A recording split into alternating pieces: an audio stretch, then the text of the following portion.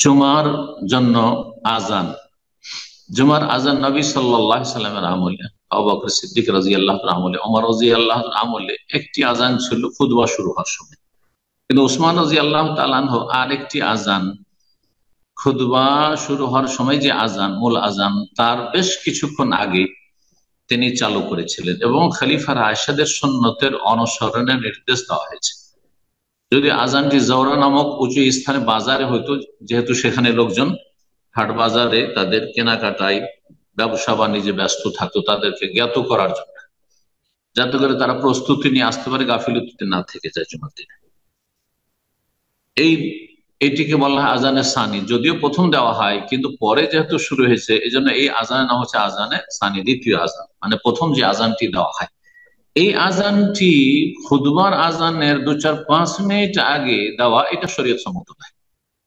কারণ এর উদ্দেশ্য হচ্ছে যাতে করে এই আজান শোনার পরে যারা কাজে ব্যস্ত রয়েছে, বাইরে রয়েছে, তারা বাড়িতে আসে, আসার পরে গোসল করে পরিষ্কার পরিচ্ছন্ন হয়, আর তার প্রস্তুতি নিয়ে মসজিদে এসে খুতবা শুরু হওয়ার আগেই উপস্থিত হতে পারে।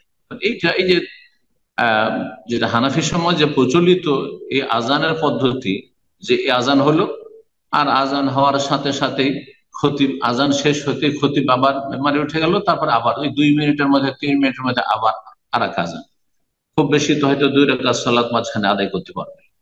এটি মোটেই ঠিক নয়, এইভাবে ঠিক নয়। তাহলে আজান কখন হয়তো কমপক্ষে 2 আজানের মাঝখানে আধা ঘন্টা থেকে 1 ঘন্টা, আধা ঘন্টাও যথেষ্ট নয়, বরং 1 ঘন্টা পার্থক্য হওয়া উচিত। আর এটা আলহামদুলিল্লাহ সৌদি আরব আমল রয়েছে। এখানে দাম্মামের 10:30টায়, সকাল 10:30টায় প্রথম আজান হয়, ওসমান রাদিয়াল্লাহু চালু করা আজান, আর 11:30টার সময় খুতবার আজান হয়। 1 ঘন্টার মধ্যে একজন মানুষ যে কোনো জায়গায় বাইরে থাকলে বাড়িতে এসে প্রস্তুতি নিয়ে খুতবার আগে মসজিদে উপস্থিত হতে পারবে। এতে উপকারিতা রয়েছে আজানের।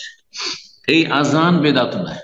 যারা এই আজানকে বেদাত বলেছে তারা সঠিক কথা বলেনি, বরং তারা সীমা লঙ্ঘন করেছে, তারা ভুল ফতোয়া দিয়েছে, তারা বাড়াবাড়ি করেছে। এবং খলিফায়ে রাশেদ ওসমান বিন আফফান রাদিয়াল্লাহু তাআলা আনহু, যার সুন্নতের কথা নবী সাল্লাল্লাহু আলাইহি আলাইকুম বিসুন্নতি ওয়া সুন্নাতিল খুলাফায়ে রাশিদিন, তার সম্পর্কে তারা ধৃষ্টতার প্রমাণ দিয়েছে এবং তারা এক ধরনের বেয়াদবি করেছে। তাদের সতর্কতা অবলম্বন করা উচিত, জবান কন্ট্রোল করা উচিত। জি, তবে যেটা বললাম যে 2 আজানের মাঝখানে 2 মিনিট, 3 মিনিট, 5 মিনিটের ব্যবধান, এটি সুন্নতের খেলাফ। এ আজান সুন্নত না, বেদাত। জি, এই আজান দিয়ে লাভটা কি? জি, বলছেন আল আউলা ইয়াকুনা বাইনান নিদাইল আউয়াল লিল জুমাতি ওয়া নিদাই সানি ফাসিলুন জামানি। উত্তম হচ্ছে যে প্রথম আজান জুমার এবং দ্বিতীয় আজানের মাঝখানে একটা ব্যবধান থাকবে, সময়ের ব্যবধান থাকবে। ইয়াতামাক্কান ফিল মুসলিম খাসাতান আল বাইদ, বিশেষভাবে যারা মসজিদ থেকে দূরে আছে, বাড়ি থেকে দূরে আছে, অথবা ঘুমিয়ে আছে, অথবা গাফিল হয়ে রয়েছে, বিভিন্ন কাজে ব্যস্ত রয়েছে, মিনাল ইস্তেদার, প্রস্তুতি নিতে পারে সালাতের জন্য। এবং জুমার সালাতের যেসব আদব কায়দা রয়েছে, সুন্নত রয়েছে, সেগুলির জন্য তৈরি হতে পারে।